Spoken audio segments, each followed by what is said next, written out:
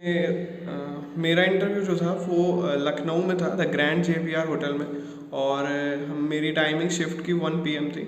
और जब हम लोग पहुँचे वहाँ पे हम लोग को एक हॉल में बैठाया गया था, जहाँ पे शुरुआत हुई हमारे बायोमेट्रिक के साथ। और साथ ही साथ उन्होंने हमारे सारे डॉक्यूमेंट्स के बारे में बात करी। तो क्योंकि एक्चुअली मैं पहले एक नैनीताल का इंटरव्यू दे चुका था, इसलिए मैं अपने सारे डॉक्यूमेंट की बुकलेट टाइप की बना के ले गया था।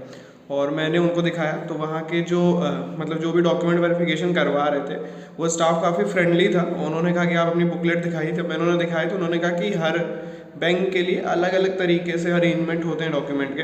तो उन्होंने मेरे डॉक्यूमेंट्स लिए और ख़ुद ही उसके अंदर से स्टेपल को हटा करके डॉक्यूमेंट्स को अरेंज किया था। उन्होंने बोला था कि इसी तरीके से आप एक फॉर्म भरेंगे, क्योंकि वो फॉर्म जो था वो हम लोग को फिल करना था, उसके अंदर सारे डॉक्यूमेंट्स वगैरह लगाने थे।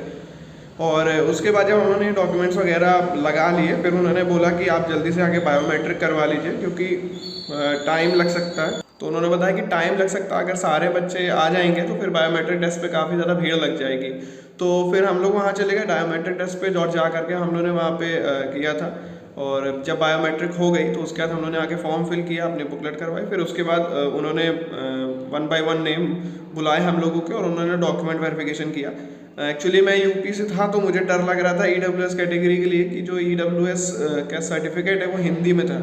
तो मुझे लगा ऐसा ना हो कि फॉर्मेट के कारण या लैंग्वेज के कारण या किसी तरीके की कोई प्रॉब्लम जनरेट हो। तो मैंने जब उनसे डॉक्यूमेंट वेरिफिकेशन कराया तो इस तरह की कोई भी प्रॉब्लम नहीं आई, और उन्होंने डॉक्यूमेंट वेरिफिकेशन किया, सारे डॉक्यूमेंट्स चेक किए और मेरी बुकलेट तैयार होकर के फिर उन्होंने मुझे ऑल द बेस्ट कहा और मैं जाके बैठ गया। तो एक्चुअली मुझे वहाँ पे मेरे ही पैनल में, क्योंकि मेरा पैनल 7 था, तो काफ़ी सारे फ्रेंड्स मिल गए थे जो मुझे IBPS क्लर्क मेंस के एग्ज़ाम में मिले थे और SBI क्लर्क मेंस के एग्ज़ाम में मिले थे। तो एक्चुअली 3-4 फ्रेंड मेरे बन गए, और फिर हम लोग आपस में बातचीत ही कर रहे थे। जो भी कोई नया, मतलब जो पिछले बैच का जो मेरे ख्याल से 8 बजे की शिफ्ट थी, उसमें बच्चे आए हुए थे, उनसे पूछ रहे थे कि किस तरीके का एक्सपीरियंस आपका रहा। फिर उसके बाद जब थोड़ा टाइम हो गया, मेरे ख्याल से अप्रॉक्स 1 घंटा लगा होगा सारे डॉक्यूमेंट वेरिफिकेशन होने के बाद, उन्होंने कहा कि अब वो इंटरव्यू स्टार्ट होने वाला था। और इंटरव्यू स्टार्ट करने के बाद वो गए, उन्होंने सबकी बुकलेट्स निकाली। जब बुकलेट निकाली तो उसमें शुरुआती 10 बच्चे चुने गए कि हाँ इनका इंटरव्यू पहले होना है, तो हम लोगों को चुना गया और मैं उसमें था।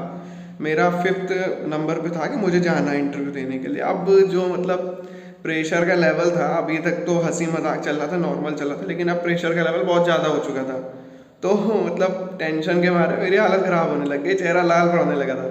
लेकिन फिर उसके बाद क्या हुआ, हम जो भी 10 लोग बच्चे चुने गए थे, हम लोगों ने बैग उठाए और हम लोग चले गए। हम लोगों को 3rd फ्लोर पे भेज दिया गया था। 3rd फ्लोर पे पैनल 7 में जितने तो मेरे ख्याल से 4 मेल मेंबर बैठे हुए थे, 1 फीमेल मेंबर बैठी थी। तो हम लोग बाहर बैठे हुए थे, मैं 5th नंबर पे था, और जितने बच्चे थे उनको वहाँ पे उनकी जगह दे दी गई। फिर उसके बाद पहले जब गए हैं सब लोग, तो किसी से किस बारे में पूछा, किसी से किस बारे में पूछा। जैसे कि एक लड़की थी, उससे उसके पापा, क्योंकि उसका मेरे ख्याल से कुछ पेट्रोल पंप या ऐसा कुछ ऑन करते थे, तो उससे उसके बारे में पूछा जा रहा था। उससे पहले जब उसका एक लड़का गया, वो PNB में क्लर्क के तौर पे वर्क कर रहा था, तो उससे पूरी तरीके से PNB के बारे में ही पूछा गया कि नीरव मोदी वाला मैटर क्या था, और कितना उसकी ब्रांच का प्रॉफिट है, कितना NPA है, सारी चीज़ें उससे पूछी गई। और जब उसके बाद मतलब इस तरीके से हो गया, 4 बच्चों का हो गया, तो फिर मैं गया, मैं 5वां था, मैं पहुंचा, मैंने जाके सबको ग्रीट किया। तो पैनल मेंबर बैठे हुए थे, और एक्चुअली मुझे ये समझ में आ गया था कि जितने प्रेशर में मैं हूँ, इंग्लिश तो मैं नहीं बोल पाऊँगा। तो मैंने कहा कि इतनी फ्लुएंसी है नहीं, और अगर मैंने किया तो मेरा इंटरव्यू जो है वो ख़राब होने के चांसेस बहुत ज़्यादा है। तो फिर मैंने क्या किया, मैं गया, उन्होंने सबसे पहले बोला कि मतलब मुझे उन्होंने बोला, मैंने सबको ग्रीट किया, उन्होंने बोला कि हाँ हाँ बैठिए आप। तो मैं एक सीट के पास खड़ा था, मैं बैठ गया। उसके बाद उन्होंने बोला कि अच्छा आप कहाँ से हैं, कहाँ से आए हैं। तो मैंने बताया कि मैं कानपुर से आया हूँ।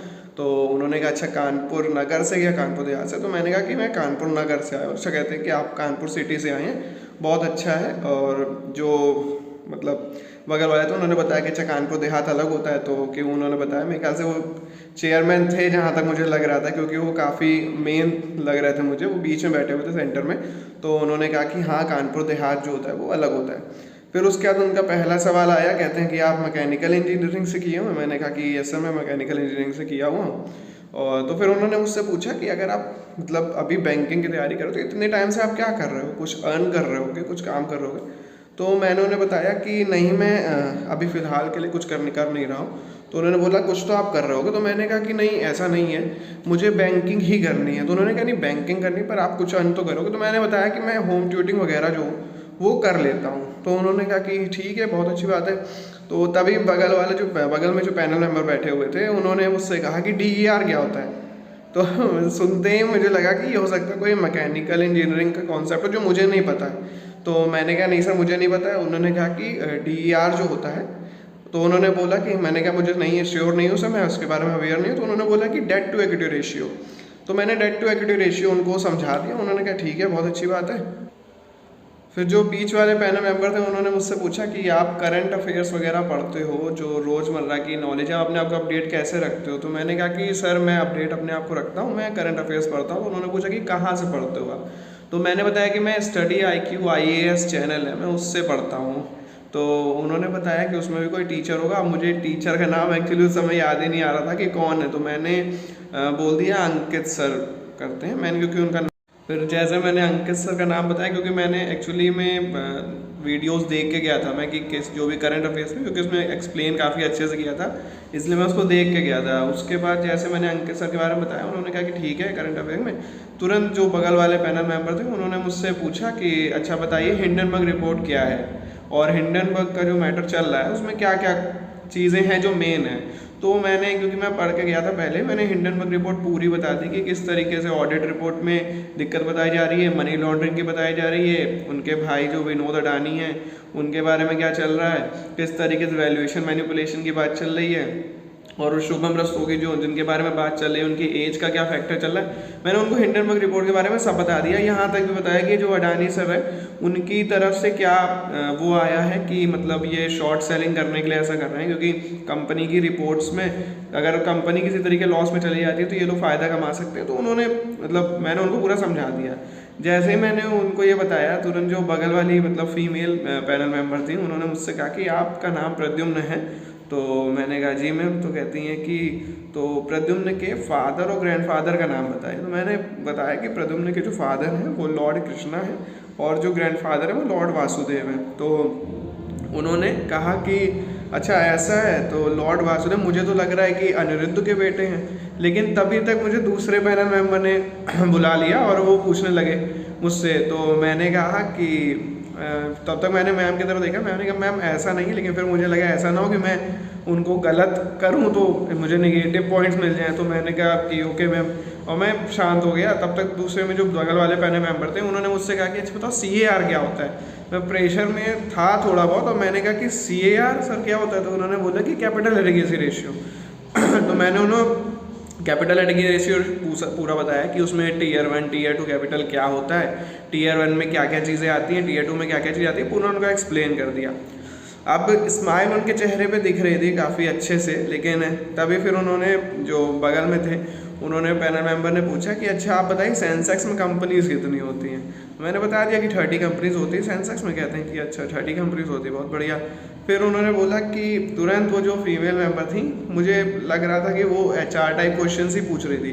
उन्होंने मुझसे बोला कि अच्छा ऐसा बताइए कि अगर आप बैंकर नहीं बनते, क्योंकि आपने कहा कि आपको सिर्फ बैंकिंग करनी है, तो आप क्या बनोगे। तो मैंने कहा मैं बैंकिंग ही करनी है। तो कहती है कि नहीं नहीं ऐसा नहीं है, अगर बैंकर ना बने तो क्या बनो। हमने कहा मैम स्टॉक मार्केट करेंगे। तो कहती है कि अच्छा, अरे मतलब मैं समझ गई कि आप क्या कहना चाह रहे हो। तो मैंने कहा मतलब फिर मैं शांत हो गया। फिर बगल वाले पैनल मेंबर, जो तीसरे पैनल मेंबर थे, उन्होंने कहा कि अच्छा आप अभी बात कर रहे थे टैक्स हेवन कंट्रीज़ क्या होती हैं। मैंने फिर पूरा उनको टैक्स हेवन कंट्रीज़ बताया, मॉरिशस, सिंगापुर, सब चीज़ों के बारे में। जब उनको बताया मैंने, तभी जो मतलब उसके बाद मतलब उन्होंने बोला कि जो फीमेल मतलब मेंबर थी पैनल की, उन्होंने मुझसे बोला कि अच्छा पता है मैं आपको एक्चुअली कंफ्यूज करने की कोशिश कर रही थी, पर आप कंफ्यूज नहीं हुए, मुझे बहुत अच्छा लगा। कि मैंने कहा थैंक यू मैम।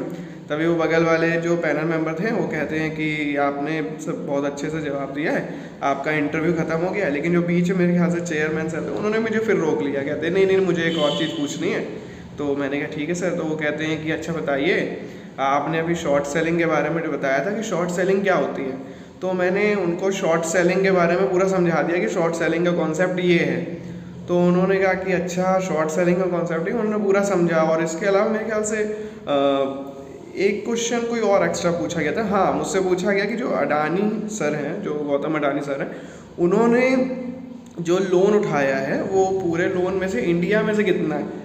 मुझे इतना तो पता था कि वो 80,000 करोड़ इंडिया से है, तो 2.5 लाख करोड़ में से, लेकिन मैंने जैसे बताने की कोशिश की, उन्होंने कहा नहीं मुझे सिर्फ परसेंटेज जानना है, मुझे टोटल नहीं जानना। तो मेरे मुंह से निकला कि मैं 20%, जहाँ तक वो 40% है। तो मुझे लग रहा है ये क्वेश्चन का जवाब मैंने गलत कर दिया। लेकिन जब उसके बाद मैंने ऐसा कहा तो मतलब इतना करने के बाद उन्होंने मुझसे कहा कि ठीक है। तो सबने बोला कि आपका इंटरव्यू ख़त्म हो चुका है, आप जा सकते हैं, थैंक यू। लेकिन फिर जो बीच में मेन मतलब बैठे हुए थे उन्होंने मुझे फिर रोक लिया, कहते रुकिए मैं एक चीज़ और आपको बताऊं। मैंने कहा ये सब बताइए। तो कहते हैं कि मैंने जो आपको अभी देखा तो आपका ये आपने कहा कि आप जी बिज़नेस वगैरह से देख करके करते हो ट्रेनिंग वगैरह। मैंने कहा हाँ सर मैं कभी कभी करता हूँ। तो कहते हैं आप उससे मत किया करिए, क्योंकि रीज़न ये है अगर आप ट्रेडिंग वगैरह उससे करोगे तो उसमें बहुत सारे लोग जो हैं वो एक ही टाइम पे सेम चीज़ देख रहे हैं, तो कंपनी अगर गिरने लगेगी तो फिर आपको लॉस भी हो सकता है, ऐसा कोई प्रॉफिट नहीं बनता। हमने कहा यस सर, ओके सर। फिर उसके बाद सब काफ़ी खुश लग रहे थे, उन्होंने मुझसे जाने को कहा। जो फीमेल मेंबर थी उन्होंने मुझसे बोला कि मुझे बहुत अच्छा लगा आपसे बात, सब ने मतलब मुझसे ये बोला कि हम लोग को बहुत अच्छा लगा आपसे बात करके, हम लोग को बहुत खुशी हुई। और फिर उन्होंने कहा कि मुझे काफ़ी प्राउड महसूस हो रहा है कि हमारे यूथ में आप जैसे बच्चे, जहाँ तक मुझे लगता है उन्होंने ये माइथोलॉजी के कारण बोला है कि मुझे माइथोलॉजी के बारे में मैंने जो अपने नाम से रिलेटेड जो चीज़ें बताई, और उन्होंने मुझसे कहा कि हाँ हमें काफ़ी प्राउड हो रहा है कि आप जो हो हमारे यूथ में इस तरीके के बच्चे हैं अभी भी। और उसके बाद मैं बाहर आ गया, मैं बाहर आया, मैंने सब मिला, मतलब वो सबकी स्माइल देख के मेरा जो प्रेशर लेवल था वो तो रिलीज़ हो ही चुका था। अब थोड़ा मैं बाहर आया तो मैंने अपने फ्रेंड से पूछा कि एक्चुअली कितना टाइम लगा मुझे, तो उन्होंने बताया कि अप्रॉक्स 10-11 मिनट का इंटरव्यू चला है। तो बाकी सबका जहाँ तक मुझे याद है 6-7 मिनट या 8 मिनट तक चल रहा था, तो 10-11 मिनट मुझे लगा कि चलो अच्छा टाइम मतलब चला है। और मतलब मुझे अच्छा लगा कि हाँ इंटरव्यू बहुत अच्छे से गया, पैनल काफ़ी फ्रेंडली थे वो।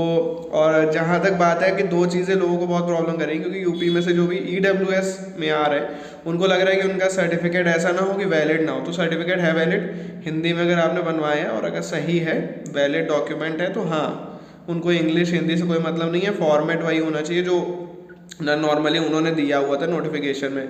और दूसरा, जहाँ तक काफ़ी लोगों को ये लग रहा होगा कि वो इंग्लिश में फ्लुएंट नहीं है तो हिंदी में कैसे जवाब देंगे, तो भाई हिंदी में दो जाकर के जवाब। वो इंग्लिश में पूछे तो भी हिंदी में आप दे सकते हो, मतलब हिंदी इंग्लिश मिक्स में दे सकते हो, क्योंकि इंटरव्यू का ऐसा है ना कि वो आपकी पर्सनैलिटी चेक कर रहे हैं, आपके जवाब सही होने चाहिए। अगर आपने गलत जवाब दे दिए इंग्लिश के चक्कर में कि आप इंग्लिश बोल रहे हो और आप अटक गए तो आपका इंटरव्यू ख़राब हो जाएगा।